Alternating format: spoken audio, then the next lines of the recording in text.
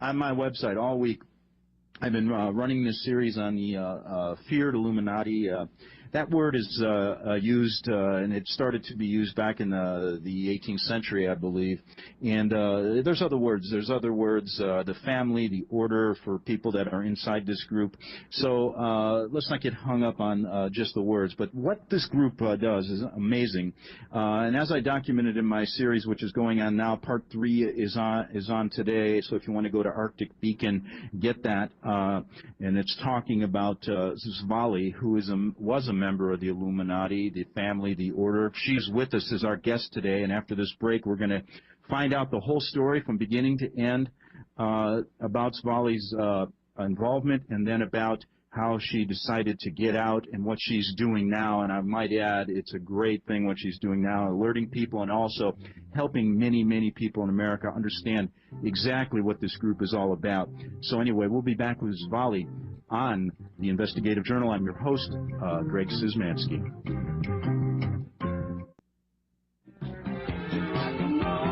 Okay, we're back. It's 8 minutes after the hour, and we're going to get deep inside the Illuminati, the family, the order. We have a guest that was involved with this group, born into it for over 30 years, and her name is Svali. Svali, are you with us? Yes, I am. Well, it's nice to have you here, and I know you don't give radio interviews, and I really want to thank you because I think it really does help the American people understand about this secret organization that you were born into. So I guess before we... I guess we can just start from the beginning and tell us, right from the beginning, you were born into this from wealthy parents, and tell us about your training in this group and when you were a young child and then up into your orientation at the Vatican. Go ahead. That's a pretty broad area, though, Greg. I mean, that could take hours, if you know what I mean. Yes, but if you could just outline it for us. Yeah. I mean, I was born in a group. I was born in Germany, came to the U.S. very young. And basically went through all the training that the group, all members of the group do undergo training to different degrees, depending on the role. By the time I was a teenager, I was a youth leader, and by the time I was 22, I became the youngest member of Leadership Council in San Diego County.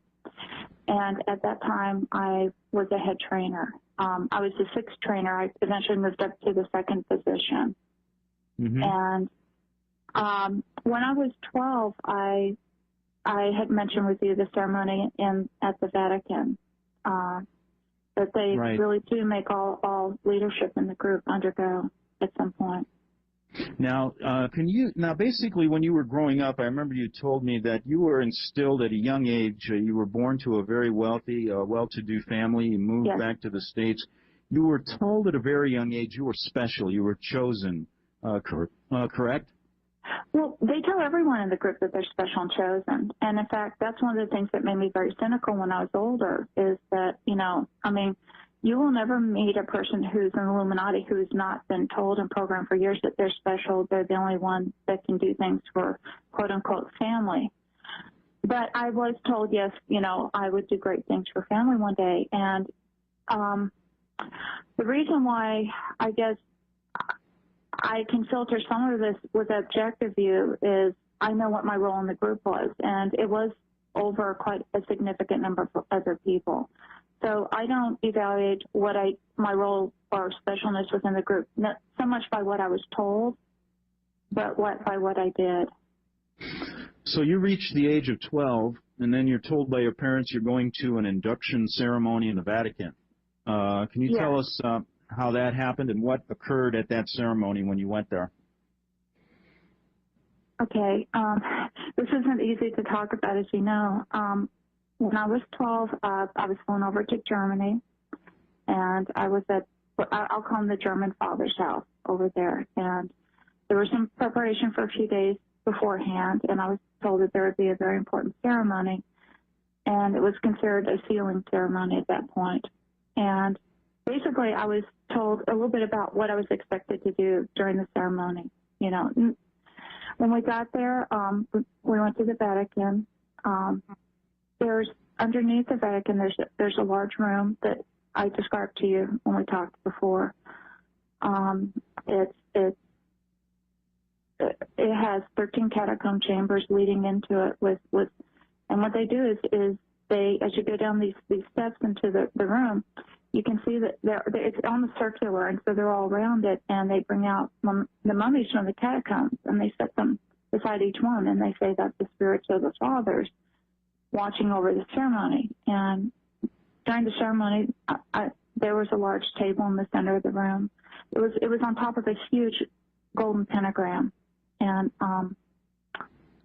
they had a ceremony there. You know, they. Okay, now how many other children were with you being inducted into the family or the order, as they call it? There were 2 other children at that point, and there were several adults too. Okay. See, the church also brings in adults to swear their allegiance too. Just so you know, I was told, and I don't know if this is true, but if you're going to rise to a certain position within the Catholic Church hierarchy, you do have to go through that ceremony as well. Okay, so you're down in this room with your parents weren't present. No. The German father and the French father were. Yeah. Okay, and at that point, tell our listeners what you witnessed.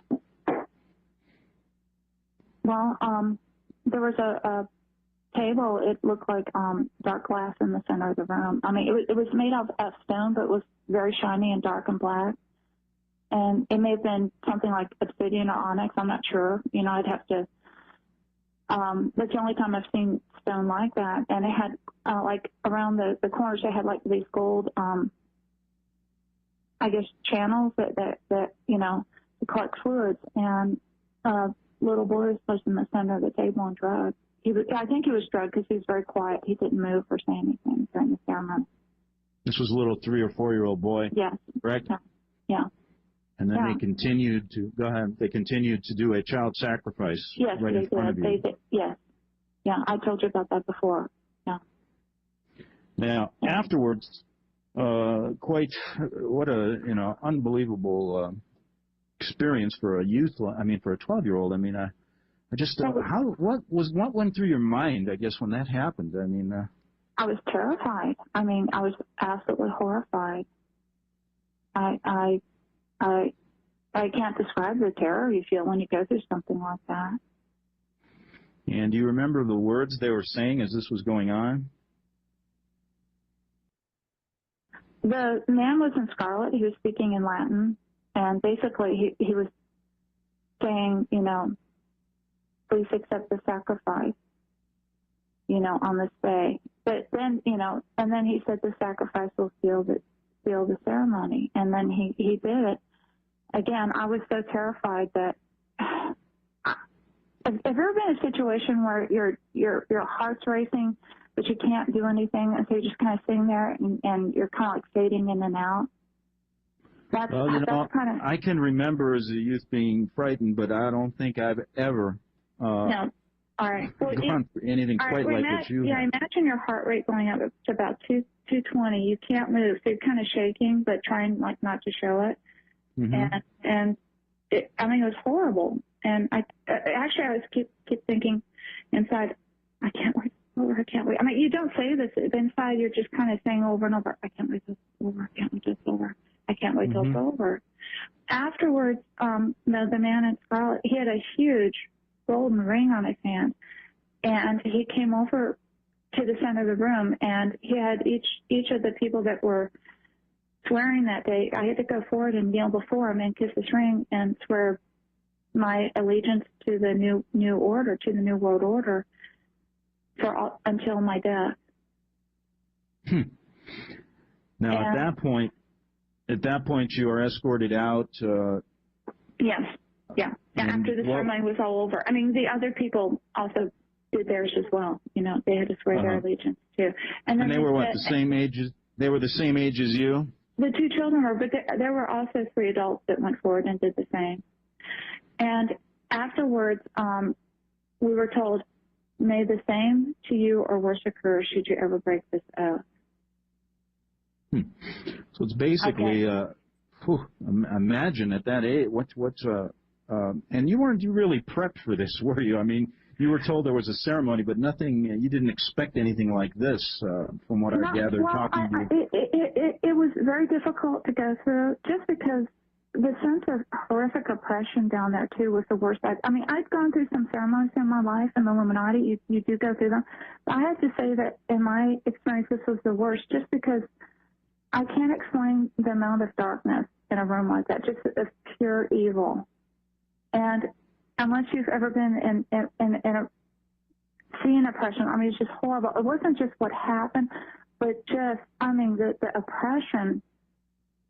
And I'm a Christian now, and I know the difference now between when there's evil present, oppression, or when God's love is present and joy and peace, which is the exact opposite of what was in that room.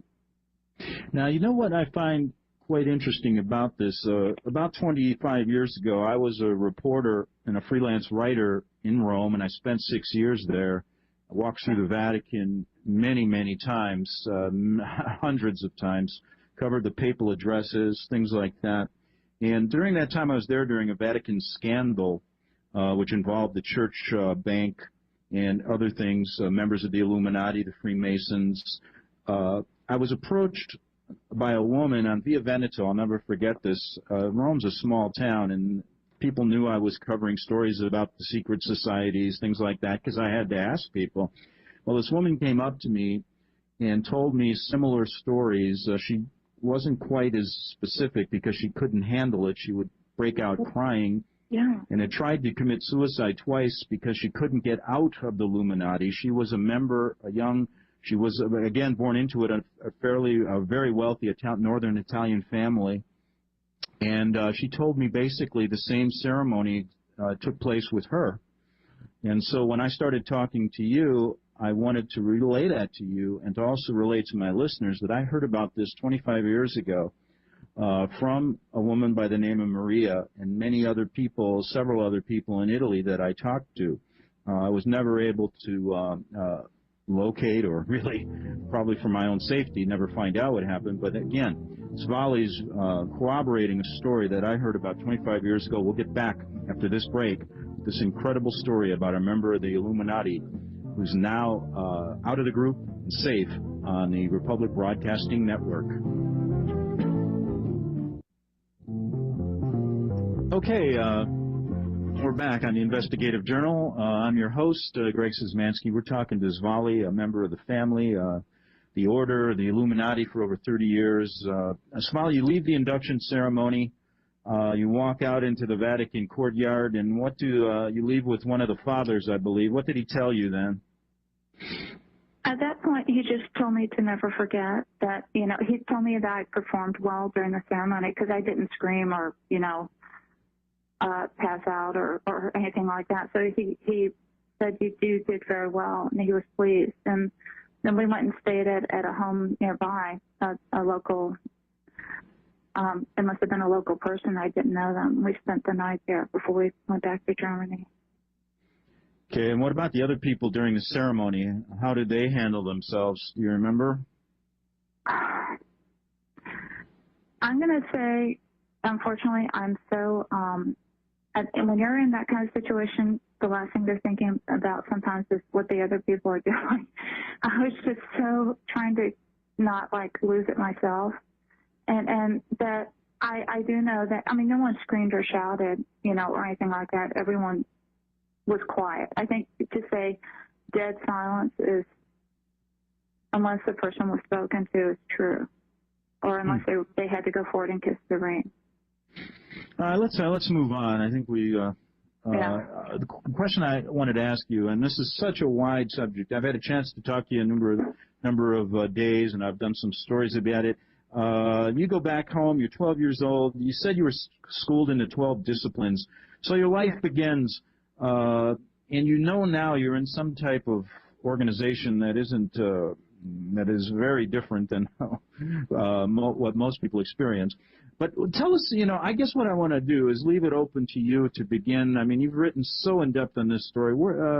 I'm just going to give you the microphone and let you begin and tell the listeners what you think is important about your original training, about the group, and about many things that I know people want to know about the Illuminati. Go ahead. Okay. Well, Greg, first I want to say that my purpose in talking about this is not to glorify evil, because there are very wicked people out there, very powerful people. And I don't want to at all magnify their power, but I do want people to know that this is real, that these people exist, that people who say there are people out there that are involved in these activities, it really happens. I also, because I know that there are children being hurt in the group every day, and that's my motivation for coming forward. I don't like giving interviews for obvious reasons. I'm willing this one time to lay aside my thoughts of personal safety because these people need to be stopped. It needs to be stopped. Okay. Okay. Well, go ahead. And normally children in the group are born into it. While the Illuminati very rarely does outside recruitment, that's not their main method. It's just passed down generationally from father to son and mother to daughters to children until the whole family line is in it. Throughout the centuries, people have tried to escape, but a lot of times they were either poisoned, murdered, or set up to look like a suicide. They don't like it when people leave, and they try to make it very difficult, simply because it looks bad.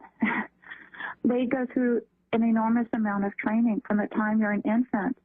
You undergo indoctrination. And when I say indoctrination, I don't just mean like cult programming so much as watching your parents and seeing what they do. My parents modeled their behavior. To them, the group was very important. So growing up, I saw that 3 times a week, everything was dropped to attend to the activities. Okay? Okay. Basically the training process is designed to help you take on your adult role in the group. The Illuminati covers so many levels, though, too. It goes all the way from what most people think of as like a satanic coven type thing at the very low local level, all the way through. It's a huge, enormous business corporation. At the mid-levels, you have people overseeing finances and administration, who are overseeing, these people are making a lot of money through gun running, through white slavery, prostitution, pornography. They have links and ties to the mafia left and right. And, in fact, the mafia are afraid of them. Yeah. Well, think about it. But because they know that you don't cross the members of the group. They have a very spiritual orientation. They're not satanic, though. They're Luciferian, which is a difference. But the ultimate goal of their spiritual philosophy and their steps of discipline is they believe that should you complete all of your training, that you become a god. That is their actual end goal. They believe in the achievement of godhood, of the luminous philosophy, through different means, through what they call enlightenment or illumination, which is how they got their name. They're international. In Europe, there's 12 fathers who sit that represent the different nations of Europe. They are very expectantly awaiting he who is to come. And during that ceremony in the Vatican, on my knees, I had to swear my allegiance to serve he who is to come. They believe. Svali, can you? I have to take a break. We'll continue with the massive organization. Your role as a mid-level person in the Illuminati on the Republic Broadcasting Network. Okay, we're back on the Investigative Journal, and I'm talking with Svali. Svali, why don't we just pick it right up where we left off at the break? You were telling us about this hierarchy that starts with 12 fathers. Can you just run that down for us so people know exactly how this group's organized? Sure. At the top levels, it's in Rome. That's the center or the heart of the Illuminati. That's where the power base is.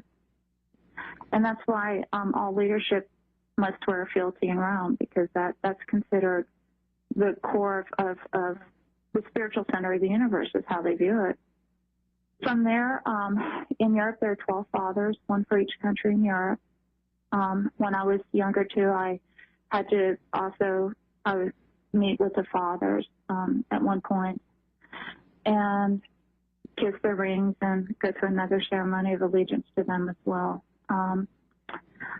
There's in the Illuminati, the European fathers, though, rule over what are called the different houses.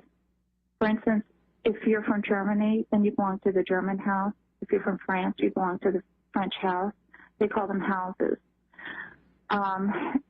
UK, Russia, Poland, Belgium, Spain, Italy, and others. From there, America was considered a mission field for them. And in the 1600s, Pittsburgh became the first port of entry for them, and that's where they first settled. And so that's why it's still considered a spiritual power base for the group on the East Coast in the U.S.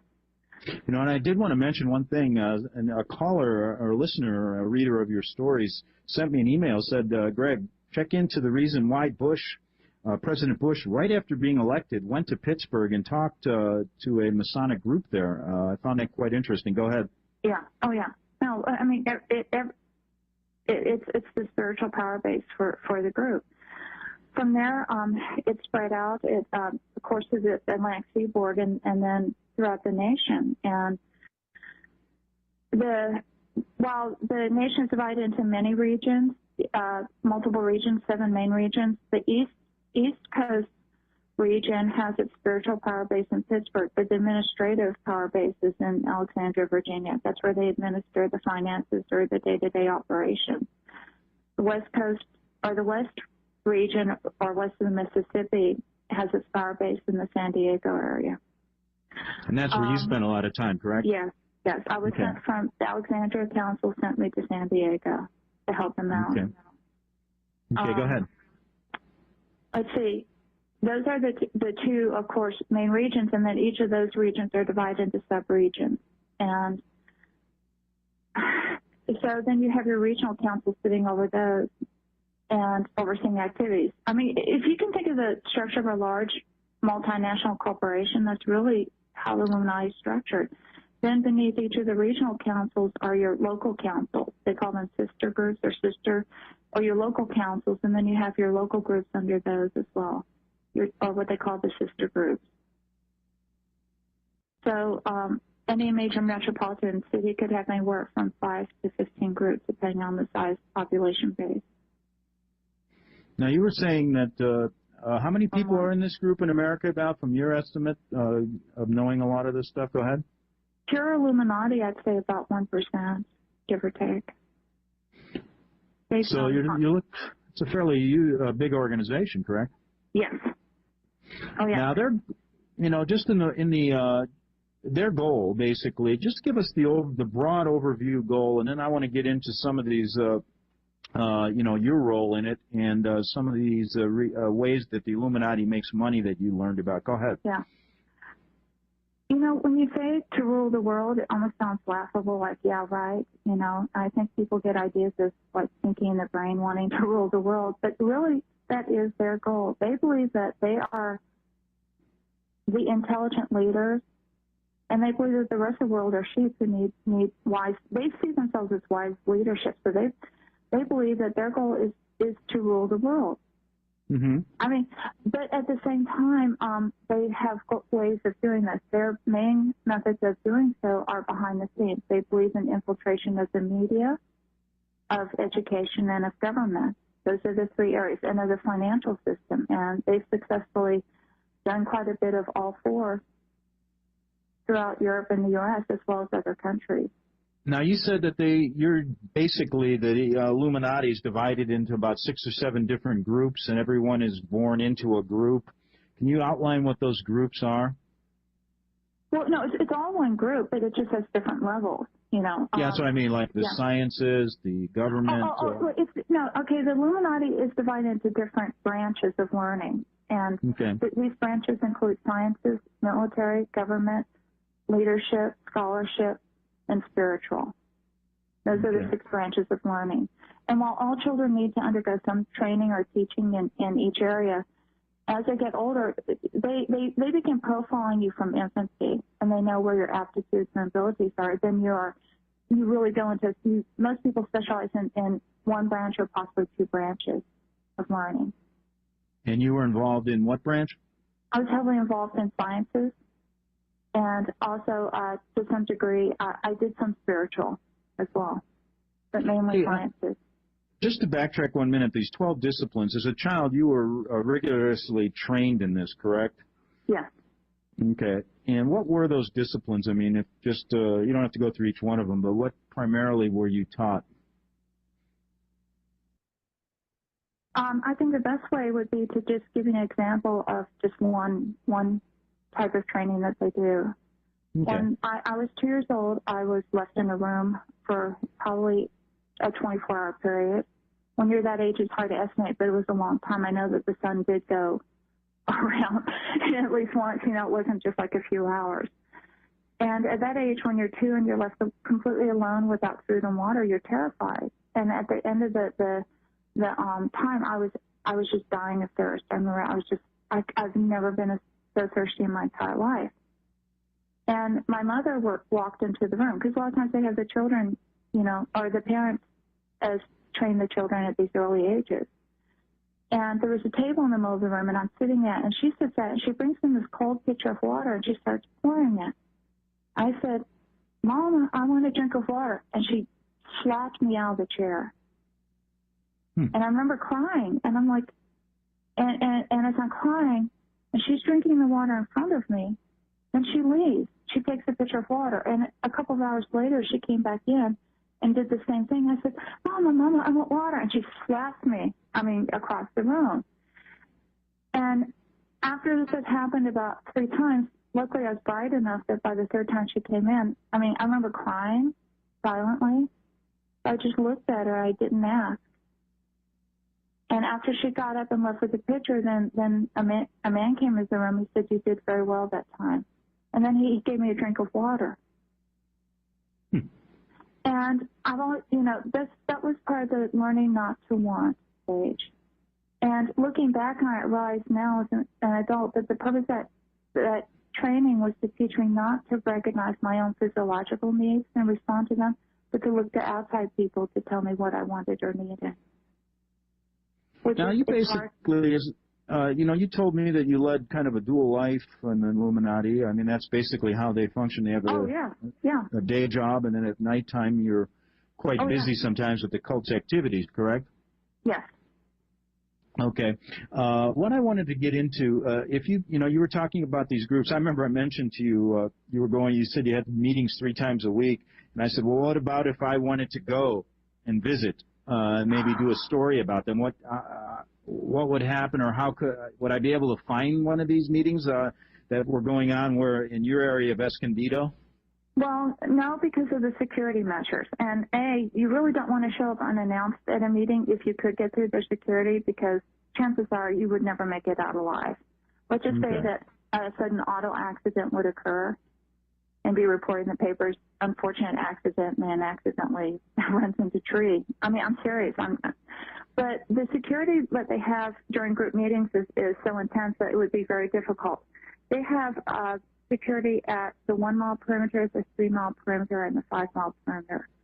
They have 3 people assigned. Usually one's like up in a tree where you can't see him at the 5 mile perimeter, and then you have one person who's standing, who looks like a security guard for this state, because these are often large, wealthy states, which is appropriate, and he's dressed in the uniform. And the 3rd person's standing hidden behind a tree. As cars come through and they come through the gates, because remember these are gated estates. If it's not someone on their approved license checklist, they'll stop the car, and it's just like at a military installation. They'll say, "Can I help you? Are you lost?" Their goal is to delay the person. Now, if a person's saying, "Oh, is this blah blah blah," and they're just asking directions, they'll give them directions. They'll be very pleasant and send them on their way to where they're supposed to be going. But if they are acting as if they want to go further into the state, and this is not an okay person, then the person, they will say, "All right, well, let's." You can say he's not expecting you. That's a code word. That tells a person either up in the tree, hidden, or else hidden further back. They radio ahead and they say, "Unexpected visitor." At that point, everyone has been trained to pick up and leave immediately within 5 minutes. No traces of the activity. So this is some of the methods they go through so you don't get caught.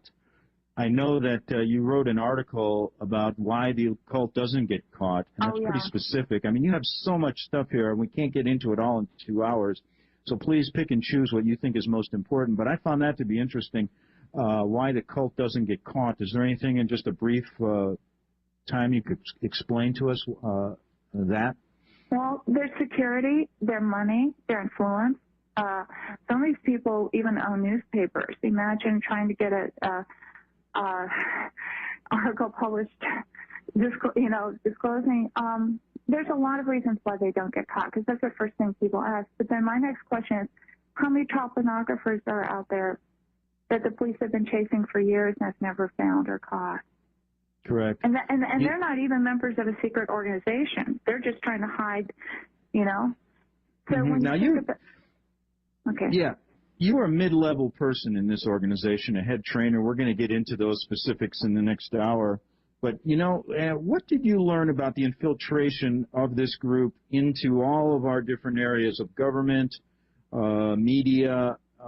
They're basically at the high levels of most of our financial institutions also, correct? Yeah.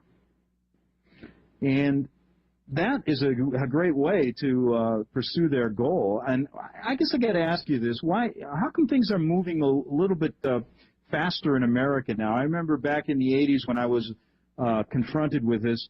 When I came back home, I didn't really see this kind of New World Order movement, all this different symbolism that you see now. What is going on, just for our listeners, right now? Why are things stepped up since 9/11? I believe it's because they can see the fulfillment of their goal of. See, I'm going to sound very cynical now, and please forgive me for this, but see, their goal is to rule the world, and personally, I believe that they do. It's just not open yet. And they see now preparing people for when they disclose it themselves openly. Does that mean that they can't be stopped? I believe they could. I believe they'd take a miracle because of the amount of infiltration I've seen at all levels of society and the world. These people and women have a lot of money. They have a lot of influence. And your average person has no idea of how much that is going on behind the scenes that no one understands. But with that said, so basically, I think that they're already there. They just aren't open. People just don't know what they're doing. If they did, I think the average person would be horrified to know how much is going on behind the scenes that people really don't know. Yeah, and the point of this interview, I had two goals in this interview. But I don't want to sound despairing, because I'm also a strong Christian. I have faith in God, and I believe that through prayer and through people knowing that, I would like them to be stopped. I just don't know at this point, how do you take on the financial institutions of the world, the major oil enterprises of the world? That's the question. Yeah, it's a difficult question. Now, you're in the mid-level of this group. You worked your way up to a head trainer, correct? Yeah. Now, what did you learn? Now, before we get into the specifics, you outline in some of your writings the big money-making, the ways this group makes its money. Can you go over and outline some of those methods? Again, if you can think of an illegal activity, they're probably involved at some point. Maybe not overtly at the point of where the actual money is first changing hands. But when you have child pornography, prostitution, white slavery, gun running, gambling, then at some point where the money is changing hands, buffered by about 4 layers of people, there's going to be probably someone from the Illuminati involved at that point. These guys have their fingers in everything. Now, go ahead. But they also use legitimate means. They launder the money. When you have a lot of money, you have to do something with it. And so what these men don't come in and say, hi, I'm a member of the Illuminati and I want to run your bank. But what they'll do is they'll quietly come in and become a quiet investor, start buying up shares. And over a period, maybe almost a lifetime, they will get a controlling interest in the bank. Or else become a very, and maybe in their son's lifetime, because that's the other thing about Illuminati. The Illuminati do not see it as if it must happen now in my lifetime. These people have goals that last for a century or 2 centuries. They're very, very patient. And that's why the specific training of the children is so important, correct? Yes. Yes, it's to teach you patience. Everyone knows growing up in the group, they know that we may not see the coming order disclosed or open or revealed in our lifetime, but our children or our grandchildren may. So they will spend their entire life trying to bring about the goals of the organization. Incredible. So now you're in the mid-level, and I can see now where they use this programming techniques, the different mind control techniques. Yeah. We had a minute before the break, just kind of what our interest about how you, what your specific role was. Well, they did a lot of what you might call human experimentation, and they had a lot of research protocols going on. So one thing I did was to supervise the research going on. I was teaching the younger trainers and head trainers how to do things more efficiently, how to do their job well, but also reviewing their research reports for errors or problems. Eventually, I became kind of a consultant. If a problem occurred, or if they didn't know how to install something, or if they needed assistance, I would help them with problem solving as well. Okay, Svali, I'm going to have to take a break. We'll be back in 3 minutes. We'll continue on the Republic Broadcasting Network. Okay, we're back on the Investigative Journal. I got a short 4-minute segment here, then we'll take a break and come back with Svali for a whole nother hour. We're talking about some of the jobs in the Illuminati, the practical daily jobs that these members of this group who are infiltrated in America heavily take what they do. Now, one thing I find interesting, Svali, is, in the media, I'm not going to name names or anything, as I don't have any specific information, but I find it interesting doing some background checks, and a lot of the top media people in our country, they all come from these very wealthy families. And, that's not the typical MO for a journalist. A journalist is somebody, grows up on the street, wants to talk to people. I mean, I can think of Jimmy Breslin, guys who never went to college, didn't know how to type, and just got in there and took their tie off and started writing stories. But, as you look at the media now, these are all these silver spoon kids growing up with silver spoons. I find that quite interesting. How deeply infiltrated, from your knowledge, are they in our media? Wow. I do know fairly deeply. I remember that when I was in San Diego on Leadership Council during meetings, they would laugh about how people had no idea of how much they were being influenced and didn't even know it. They found that kind of amusing, which is, that's the mindset of people in the group. They're like, the sheep has no idea that they're being led by the nun. And they find it amusing because they show it as evidence of this. I'm sorry, I'm just describing what they say. I don't agree with it now, but they saw it as evidence of the stupidity of the average person, that they have no idea. I'm not saying that every news story or every newscast story is a member of the group, by no means. But they specifically do teach and train and educate children that show an aptitude for the media, because they want that. And if a person has a bright, charismatic personality and presents well, then that's just that child will go into that if they have the verbal communication and other skills required. Correct, and that could explain why a lot of our stories really never get covered outside of the influence they have financially and the ownership of the media. Absolutely not by coincidence. What's that? Not at all coincidence. Yeah, so that's a good idea why, folks, you're not getting the news from those outlets. We have not only in our government, it explains, a lot of things. Why? Look at the war in Iraq. Look at the evidence there that shows that it was wrong. Look at what they're doing in Iran right now. It's incredible. All this stuff. It's pretty obvious, people. There's something behind it. Svali is here trying to explain this organization from her knowledge, and it's quite a story. I know this idea. You were involved as a trainer of mind programming. This is just. I'm looking at some of the chapters in a book you have yet to publish. We're talking about brainwave, color control, metal, jewel programming linked to stories and movies, I mean, it goes suicidal program.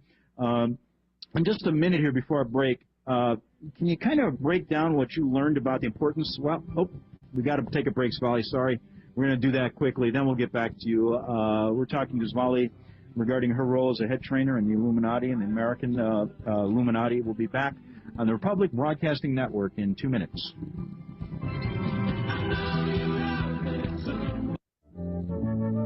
Okay, we're back on the Investigative Journal. One more hour, we're talking to Svali, and she was a head trainer in the Illuminati. Svali, what type of programming do they actually teach you, and how do you learn these different techniques? Well, you're taught from childhood on. My training in how to be a programmer was very young. I was mentored by another programmer at the age of 5 by a doctor at George Washington University, and he not only did he do the programming on me, but he also taught me how to do it to others. The types of programming, again, that could be a whole 10-hour segment to go into depth. Just briefly, from the time a child's an infant, all through their life, basically, they're tested, they're profiled. The trainers can create a psychological profile, and then they update it frequently. And basically, they're trying to install in the child the ability to obey, loyalty to the group, and the ability to do their job within the group. Now, those jobs vary in complexity. I mean, you may have, on one side, a child trained to be a prostitute. On the other end, you may have a child trained to become a governmental figure, which is a lot more complex programming. But as long as the loyalty to the group is instilled first, and that's the first and foremost programming always installed, then no matter what their eventual role is, they will remain loyal, and that becomes their first loyalty. Whatever nation, whatever their public role in life is, their first and foremost loyalty will be to the group and to serve its goals. Whether they know, a lot of times the goal there too is to be able to help the child create that complete division between their day role and their night role. So a pleasant, charming, wonderful, kind person in the daytime could be an absolutely cold, ruthless person at night or during the day. You know, it's also during the day they do it. They may, you may have a housewife with children who goes out and completes a courier job for the group, and no one would ever suspect her. This frumpy-looking old housewife with a baby in a car seat is actually carrying some valuable documents. Or, again, I mean, the first and foremost, though, is they want to instill loyalty, and they want to discourage people from questioning orders. They really don't want you questioning that, and they want you to obey their directives. And should people show signs of not doing that, then they go in for tips. Actually, people are being programmed all through their life. We used to call them tune-ups, you know, and it's a lifelong process for members of the group. So, you know, we have a minute here before our break, and then we'll get back and get in depth in some of these areas. But what went wrong with you? I mean, the dropout rate probably is very low, considering the number of, considering the training. But what went wrong with you? They somehow missed something. When I was very young, I absolutely believed in the goals of it. You never saw a more loyal group member. I thought that they were saving the world. I thought that we were doing a wonderful thing. But the older I got, I started to see the methods that were being used were so wrong, and that the end did not justify the means. I became increasingly cynical, partly because I saw what I was doing to people. I was lying to them. I was manipulating them. I was telling them things that weren't true.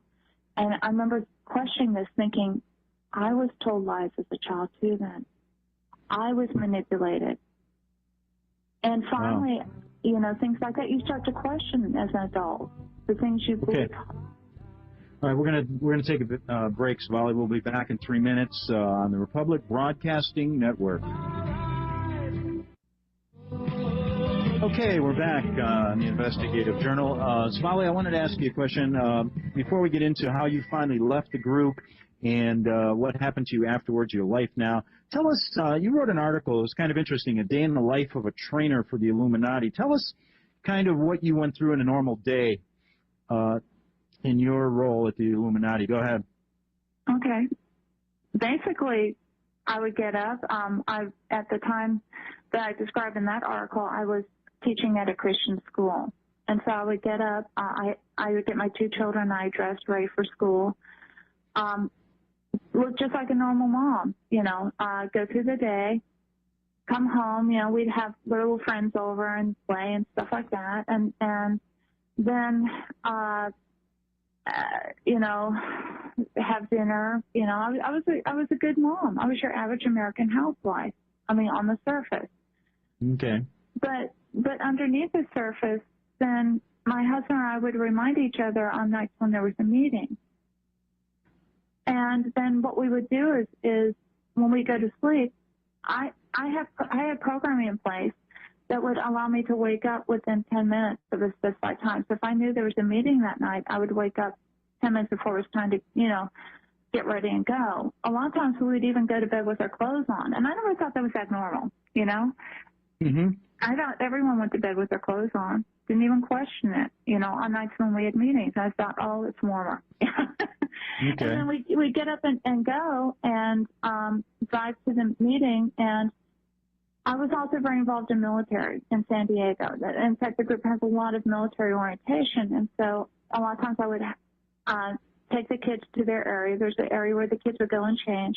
They had a room, and we would have, like, baskets of clothes, and we'd change our clothing. You'd take out your clothing, it had your name on it, and put on your uniform or whatever you wore that night. And the kids would wear these little miniature military uniforms. And then they would go out and do their training exercises. They were learning how to march, how to shoot. All kids in Illuminati know, at least in that area, know how to, like, take apart a gun, put it together, and shoot with deadly accuracy by the age of 8 years old. Martial arts, there's a lot of martial arts training. Sometimes I help supervise that, or fill in if a military trainer was, because, you had to know how to do it. Everyone had to be, there's a lot of cross training. But most of the time I supervised the training. I would be working on implementing programming or what we call tuning up, reinforcing previously installed programming in adults. At that point, I was normally supervising the younger trainers. They would be doing it, and I would be there watching and making sure they did it correctly. Or else I would be also evaluating, like, whether sometimes every once in a while we'd be working on something that was somewhat experimental, and then I would be taking a more active role, assessing the person's responses to the new protocol, recording it, and if there was any difference between established parameters for that protocol or expected responses, I'd be flagging that. Give me an example of someone that you were working on. How would they be introduced? What would be the reason? Are they in the military? How does someone get sent to you? No, these were all members of the group. Oh, okay. In fact, I can tell you that in San Diego, 20% of the active members of the group were active military. Okay. Okay, and think military intelligence, think high-ranking officials, colonels, commanders. My ex-husband was a lieutenant commander in the Navy, getting ready to become a commander, okay? All right. These are not stupid people. So you're basically involved in working on the programming of the members involved, too? Yes. Oh, yeah. Okay. No, we didn't program people that weren't members of the group. You cannot install significantly traumatic mind control programming in a person who is not a member of the group. Now, there are certain, now what you can do is what we call passive programming, which is basically through media means. You can set, if someone's watching a television program, they go immediately into alpha state.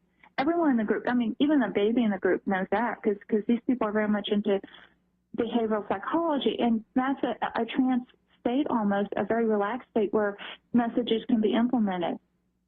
And that's why I very strongly suggest people be very careful about the TV shows they watch. That's all I'll say about that. But no, you cannot take an adult who's not a member of the group and do what we did to them. They would go psychotic or they wouldn't survive it, probably. They wouldn't be able to psychologically handle it. Tell us some examples of what you were doing, program techniques. Sometimes it would involve, normally it would start with a hypnotic induction, or even sometimes we'd inject the medication. A lot of times, especially young children, have a lot of fear when they're going into programming, but adults did too. We want them to relax. We give them a very short-acting medication to relax them. We would then invoke a hypnotic state in them. We would then, like if it's an older person, I'd be checking the codes already installed. If I was getting ready to install programming in it, and like a young child, I would tell them, explain to them very patiently exactly the behavior expected. I'd say, I want you to do this and this and this. I'd break it up into steps, and I'd say, first we're going to practice this. I would show the child what I want them to do. I'd model it. I would then tell the child, do it. The child would then do it, okay. But normally they won't do it well the first time, so she or he would get shocked. That was called, because the group very much uses what they call positive and negative reinforcement. Okay, if the child did not do it perfectly the first time, they're shocked. That's the negative reinforcement. Then I'd say, do it again. They would show me the behavior.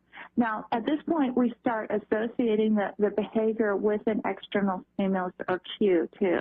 Now, a lot of times the child is, if this is a behavior, though, that we want associated with a specific code, the child will often been traumatized very heavily first to create a fragmentation in their personality. And then the code, and then the behavior and the associated cue are given. Like, you might hear a tone like bing, bing, bing. All right, I want you to do this, bing, bing, bing. The child hears the tone, they get up, and they do the behavior. Once they can perform it perfectly, they're rewarded with praise, good job, or a hug. Children like hugs or something like that. Then you do it over and over and over. That's why trainers have to be very patient people, because then maybe after the child's done it 50 times, when they hear the cue, they get up, they do it. It's not even a conscious, it's reflexive. At that point, it's considered installed. For very, very important programming, I'm talking about like N-level assassin programming, because we did train people how to assassinate people, and that's a whole other topic that I don't want to go into here. Okay. We would then do a ritual to heal the programming afterwards. Okay. You know something, I was just looking at some of your articles, and one was Christmas in the cult, just to get off on a different subject here. Sure. And you say this is quite different for you when you were growing up than it is for most children. Can you just kind of briefly tell us what you meant by that? Yeah, I mean, we had trees and presents and things like that, but for most children, Christmas is just happy time, you know, lots of presents. But in the group, some very high ceremonies that are celebrated. Several times, many times, I flew to Germany, and there was no Santa Claus. They had a figure called Father Yule, who is who represents Christmas there, but he is not the kind of benevolent Santa that you see here. This is a man with a golden scepter, dressed in a white robe and a golden sash around. And I was once at the German father's house where there was a gathering of children and adults, and Father Yule was present, and he raises the scepter and basically strikes down a child in front of everyone. Oh, my God. I know. Strikes down the child? Yes, he struck down the child with his scepter, and that is not what you call a happy Christmas, you know. No. Now, at the same time, yes, we did have tree and, you know, and fruitcake and all that, and decorate the house, but there's another side to Christmas. You know, I'm just listening, and I just can't believe, you know, we got leaders in our country that have probably gone through this kind of stuff. I mean, it's just incredible, this group. I mean, I know they've been around for a long, long time, thousands of years, and gone through, came here, George Washington was a 33rd degree Mason, and we go on. The question, you know, I want you to understand, just from my point of view, I just wonder how, you know, you write a story at the end of the Illuminati. How do we get rid of these people? I know you're out of it. You couldn't take it anymore, but you think we can inspire more mid-level people to just leave like you so they have no one to do this kind of insidious crazy programming and lifestyle. What do you think? Well, I believe that as strongly as a Christian, that it's a spiritual warfare as well as a emotional and psychological warfare. I believe that by the grace of God. But I will also say that when I was in the group, a lot of the members are not happy. You will have people in the group that are there because they love it, because they believe in the goals, they're totally dedicated. But to be honest, I also knew as many people who would have left in a minute if they thought that they could get out and make it.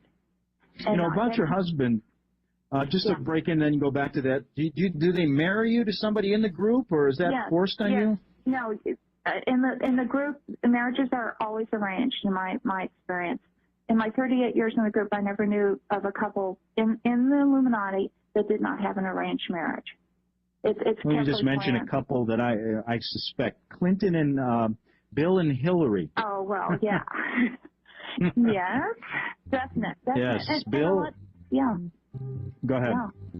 And a lot of times these marriages are arranged for compatibility, but also for bloodlines, to bring the right bloodlines together. Okay, good. We're going to be back in 3 minutes. I want to continue this, and then we're going to get into Svali's life after the Illuminati on the Republic Broadcasting Network. Okay, we're back on the Investigative Journal. I'm your host, Greg Szymanski, and let me tell you, as an interviewer and someone who has researched the Illuminati for a long time, it started way back when I was a young reporter in Rome. It's a whole different ballgame when you're actually talking to someone with experiences like this. It takes it out of that realm of what is quasi-fiction fact into the realm of reality, and it's really shocking. And I'll be honest with you. This is a story that, folks, you have to listen to, because this is going on in our country. All the things you're seeing regarding our rights being taken away, the police state, the war in Iraq, 9/11, all these things have to do with this powerful group. And Svali, you know, we're talking about mid-level people, then we're going to talk about some of the lower-level people. I'm interested who they are. But I imagine a lot of these, you said they weren't happy. But a lot of them probably stay because it's very. I mean, it's a very very lucrative way to live. I imagine you from wealthy families. Oh yeah, in fact, and that's the main thing that's one of the factors that keeps people in. The reason more people don't leave is because leaving means giving up your husband, your children, your entire family on both sides, your money, and basically for a lot of For a lot of people leaving the group, it means giving up everything and starting out penniless and alone. And not only that, but then you're combating internal programming to recontact, to go back, to be loyal, to be a good member. And I've known many people that have tried to leave and then went back because they just couldn't take it. Do you want to take a phone call right now to break it up? Sure. Okay, Marilyn in California. You're on the Investigative Journal, Marilyn. Yes, I've been just sort of caught part of this. I lost part of it. I'm listening on the Internet, but I didn't quite catch how did this woman become involved in this Illuminati training? Go ahead. Can you explain that, Svali? Yeah, I was taught it from early childhood. I was mentored into it. Trainers in the group are mentored. You work with older adults, and they show you, and you are given increasing responsibility until by the time you're in your teens, you are basically doing adult training responsibilities. You've been taught for years. Your parents put you in it, or? Yes, they were members. Oh, I see. So it comes down through the one parent to another. Yeah, or from both. Are they private schools? Do what? Are these private schools? Well, when my children were schooled at private Christian schools, they were all Illuminati. Oh, you're saying that the Christian schools are Illuminati? Some of them are. Not all, but some. No, the ones that my children were in were specifically. But no, there's a lot of good Christian schools that have nothing to do with the group, but some can be. Now, I went to a public school, but what's interesting is out of 3 public schools I went to as a young child, 2 have burned down. So there's no access to any school records. I'll be darned.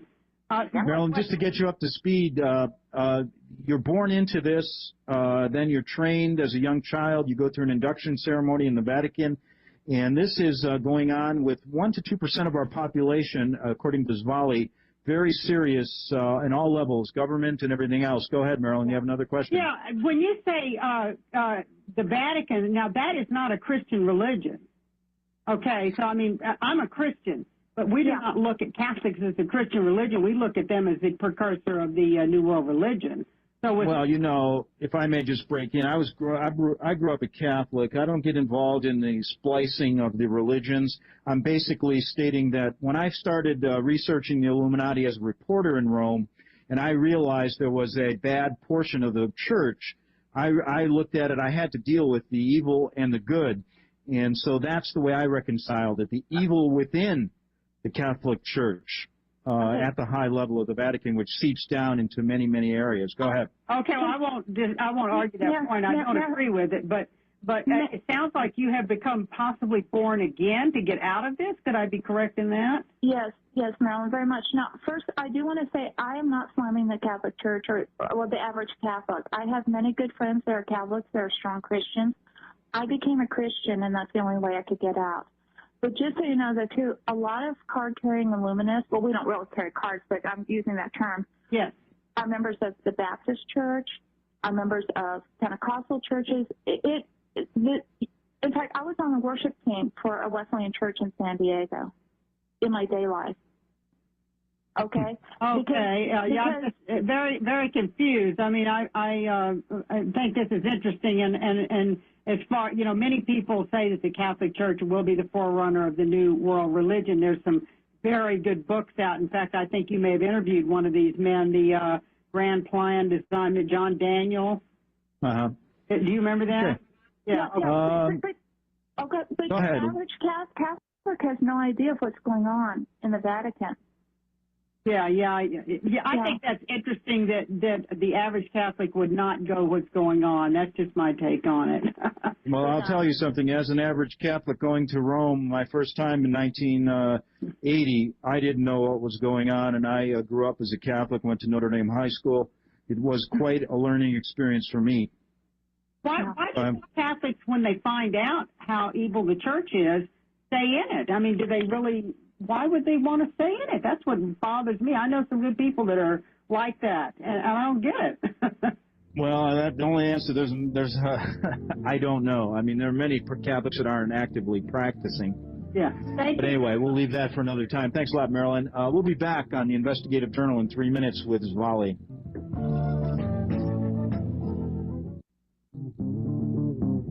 Okay, you know, they're not going to get me, that's for sure. My house is anti-illuminated. It's not going to happen, folks. And, you know, just to end that, Svali, before I get back to you, just to end that conversation we had with Marilyn about Catholicism, I look back and I really thank my dad.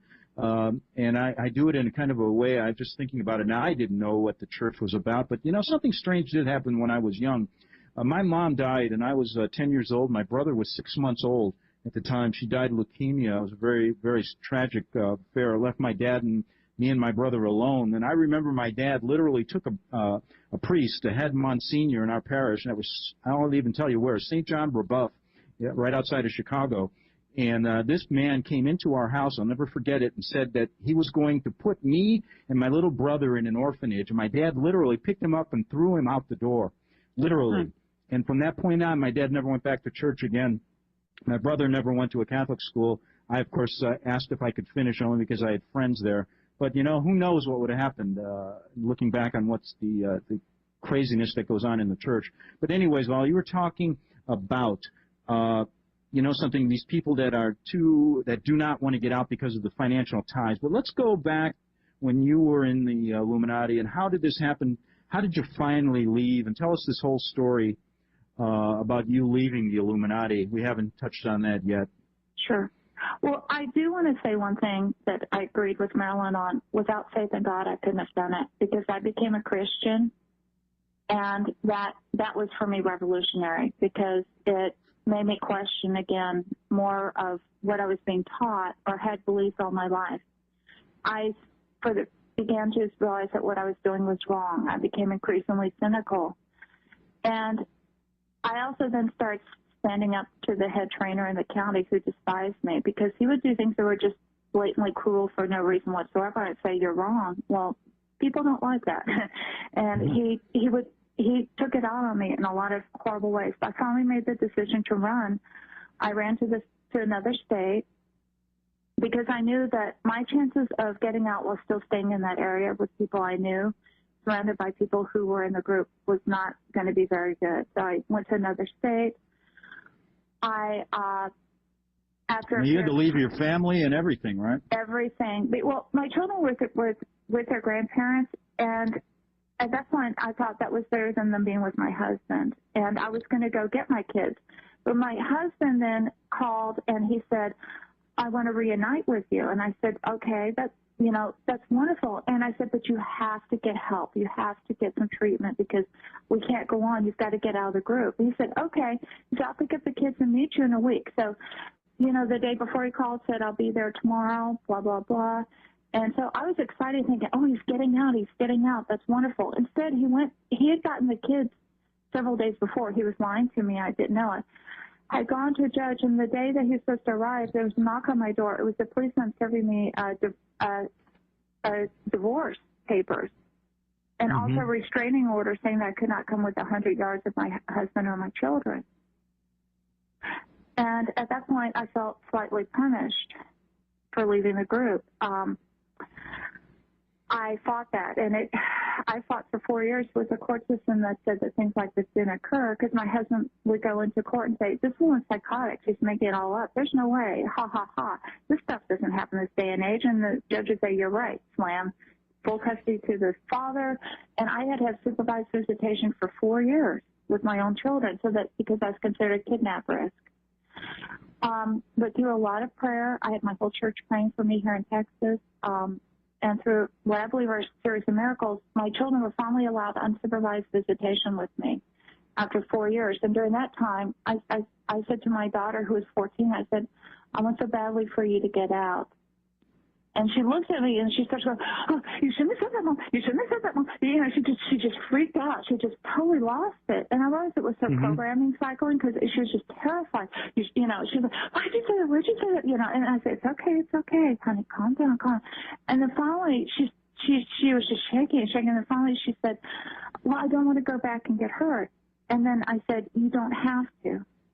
And at that point, I faced federal prison, but I called my ex and I said, I will not let those children go back and get hurt again. And he flew out to get them. And he could have put me in prison at the time because I was breaking the custody visitation. And you know how strong the courts are on that? And I said to him, please, because my daughter and son said, we don't want to go back, Dad. We don't want to get hurt. We don't want to do this anymore. And he looked at them and he said, I want to go think about it. And so he went home.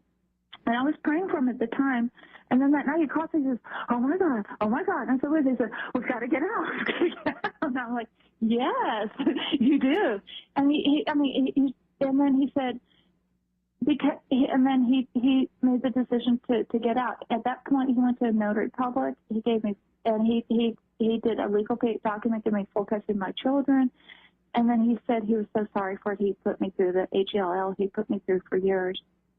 Now, have you had any reprisals from anybody in the group since you leaving, or any warnings to keep quiet or anything like that? Yeah, of course.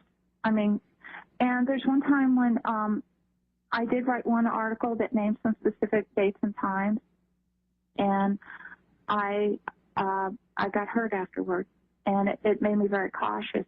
And that's why I don't give a lot of radio interviews, and why I don't do a lot of this. That's one reason why. Well, I appreciate this because, the number of people you're going to help by maybe waking up the American people, what's really going on. Sometimes it's you can wake up many more people by a person like you than talking about 100 million different generalities. Let me take a call. Chris in Washington, you're on the Investigative Journal. Hi. Svali, I just want to say how much I appreciate your bravery in presenting this information in the way that you are. I've read your website recently. And my question is very simple. Based on the information that you're presenting, I'm wondering what timeline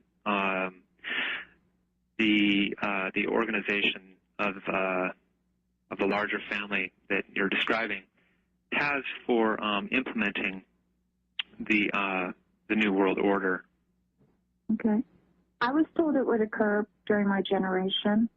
I was told that by the year 2050 that they would be revealed. Now, again, their timelines changed, though. In fact, I think jokingly referred to them as being like the Soviet Union because, you know, how they had their 5- and 10-year plans and then things always got changed.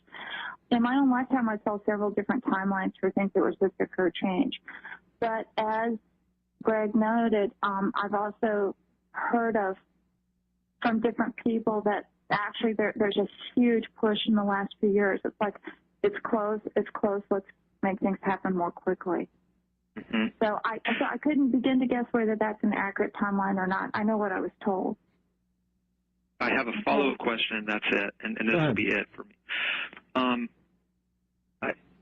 I have recently, against my own resistance to doing so, started to investigate fringe matters, if you will. Among them, the upcoming date on the Mayan calendar of 2012. And as I've done this research, I've allowed myself just to be open to this information without believing anything I'm reading. And one of the ideas that's presenting itself is that around 2012, not just according to the Mayan calendar, but many other theories out there, that we will be undergoing as a planet a revolutionary shift, if you will, of some kind or another. And I'm wondering in the back of my mind if there might be any kind of race against the clock on that scale, if you will, especially if we're talking about a potential spiritual warfare, using your words in play here. Do you see a possible relation there? Yes, I do. And 2012 is an important year, but again, I was not told that the final revealing would occur then. But I believe that what will happen is there will be events taking place that will help to set the stage. There's going to be, I was told, and again, I'm telling you what I was told while a member of the group, so please take it with a grain of salt, because as I know, these people aren't always honest or trustworthy. They are deceptive, but I was told that there would be an enormous economic collapse prior to the revealing, that basically the stock market would destabilize. Well, that appears to be already happening. Yeah, and well, and it's. I was told it would make the Great Depression look like Sunday school, and at that time, it's going to be. They're going to really be manipulating finances to bring about chaos, confusion, warfare, and then. I mean, I don't like to be so negative. But I am telling you what I was taught when I was in the group. You know. Well, I appreciate it. Yeah. And I'm sure we all do. Yeah, and so you're a great voice.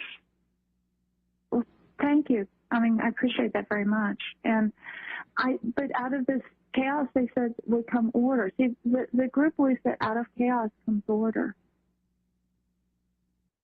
Well, as far as I'm concerned, I'd rather just let things. Svali, these guys want to bring down this country financially, whatever way possible. And right now, your voice is important in that. And, Chris, I really appreciate you saying that, because we want to stop these guys. I mean, come on. Let's get American people to get together and just put an end to this. We have a powerful group in numbers. We may not have the money, but we can take it back. And I don't want to be bullied by these kind of people. That's my feeling. Yeah. Let me take another call. Harper in Canada. Can you hear me? Harper? Hi. Yeah, go ahead. Okay, great. Yeah, go ahead. Great, thanks, Greg. And Svali, I read your expose when it came out on Suite101.com a few years ago, and I always wondered what happened to you because you vanished from Suite 101. So it's great to hear about you. A couple quick questions. I'll make them real fast. First is the term Moriah conquering wind. I never heard that before or since I read it in your expose. I wondered if you could elaborate on that term a little bit. I also wanted to ask you if this cult, as far as you know, claims to or believes to derive any of its heritage from Atlantis or any other lost civilization. Okay. I'm not sure about the reference to Moriah you're describing, because Moriah is I mean, but I can certainly address the second question. The Illuminati completely believe that Atlantis is real. They teach it to their children as part of the oral history. They believe it was one of the greatest civilizations that ever existed and one of the most advanced. And what they teach, their take on it is that Atlantis was a great race of highly intelligent people who had a highly advanced state, and who were highly enlightened. And what they teach the Illuminati children is that then this prophet of the enemy, who is the prophet of God, came and foretold their destruction if they didn't change their ways, because they were definitely occultists. They were Luciferian on Atlantis. I mean, that was the religion. And in fact, a lot of the advances that Atlantis enjoyed was passed down to them through supernatural means, is what I'll say. And so they laughed at the prophet, and they killed him. And I guess sometime afterwards, we were taught that a few inhabitants escaped, but tragically the great city was lost. And the Illuminati to this day mourn the loss of Atlantis, because they feel that the few survivors that left were among the great people who helped found what you would call the precursors of Illuminism. One more quick question, if I may, and I wanted to ask you if you have any reason to believe that the people, men and or women at the top of the pyramid, so to speak, practice a kind of magic where they are kind of skipping through time, in other words. Oh, yes. Oh, leaving one body, leaving a solar spirit, leaving one body and coming and being born into another one, and therefore, living through time. All the time. In fact, see, now I didn't go there in this interview because you start sounding wacko if you start discussing things like that. But in the spiritual side, they very much teach things like time travel, traveling out of body, psychic battling, things like that, things that cannot be explained by logic. And I call things that I cannot explain through human intellect or reasoning, that were highly supernatural and involve all of that and more. Okay, great. It's a pleasure to speak with you, man. God bless you. Okay, thanks, Harper. Hey, I think we have Dave Wilcox called in. I think you know Dave through emails. Yes. Svali. Dave, you want to say hello, and you have a question for Svali? Sure. Svali, it's great to have you on the air. I'm really glad you decided to do it, so thank you very much. Oh, thank you, Dave. It's good to talk with you. Yeah, I feel like you're an old friend. I've been reading your stuff for so long, and you share so willingly and openly about yourself. It's a real honor to be able to speak with you in person like this. Well, go ahead. Well, Dave, you may have something you want to say to Svali. Go ahead. Sure. Question? I think one of the things I'd really like to have covered here is you shared with me in an email recently about the stages of enlightenment that they try to guide people through. Yeah. And I would like you to try to sketch out for people how the behavioral conditioning that's coming through the media and the movies and so forth might have affected them. In other words, what personality characteristics would you see in a person when they have been influenced by these teachings? How would the average person who's not really a bad person start to be leaning if the Illuminati teachings were actually having an effect on them?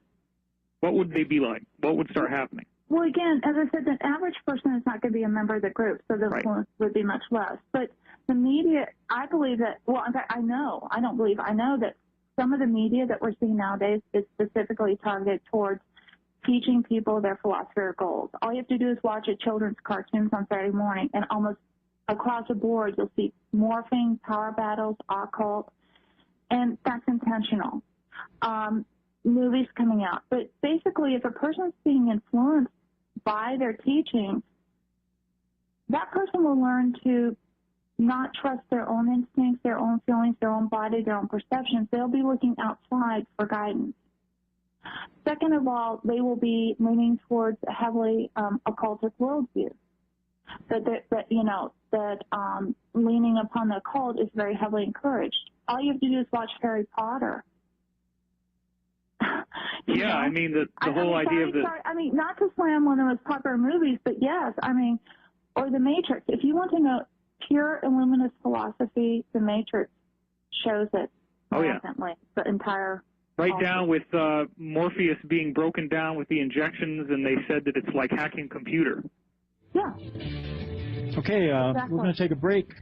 We'll come back with our final segment, Big Finish on the Investigative Journal with Svali on the Public Broadcasting Network.